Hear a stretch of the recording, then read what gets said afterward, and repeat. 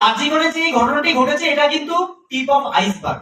একটা ঘটনা ঘটার পরে এই যে ঘটনাটা ঘটেছে, আসলে আরজি করে যে ভয়ের পরিবেশ শেষ 3-4 বছর ধরে চলেছে, যে প্রচন্ড ভয়ের পরিবেশ আজকে অব্দি এই কনভেনশন শুরু হওয়ার অব্দিও আমরা খবর পাচ্ছি যে এই মুহূর্তে দাঁড়িয়েও আরজি করে আন্দোলনকারীদের একটা ভাবে ভয় দেখানোর চেষ্টা হচ্ছে যে আন্দোলনকারীদের যাতে আন্দোলন করা যাবে না, এরকম একটা থ্রেট এই মুহূর্তে, এই আজকে আমি কনভেনশন শুরু হচ্ছে এই সময়েও চলছে।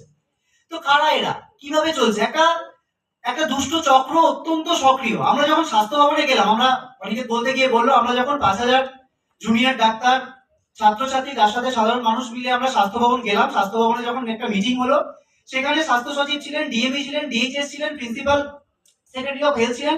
তাদের কাছে আমরা বললাম যে প্রশাসনিক অপদার্থতা দায় নিয়ে আপনারা কেন এদের বদলিটুকু করতে পারছেন না বা মানে সাসপেন্ডটুকু করতে পারছেন না। তারা কিন্তু শুধুমাত্র প্রশাসনিক জটিলতা আছে, দেখছি, দেখবো, এই করে একটা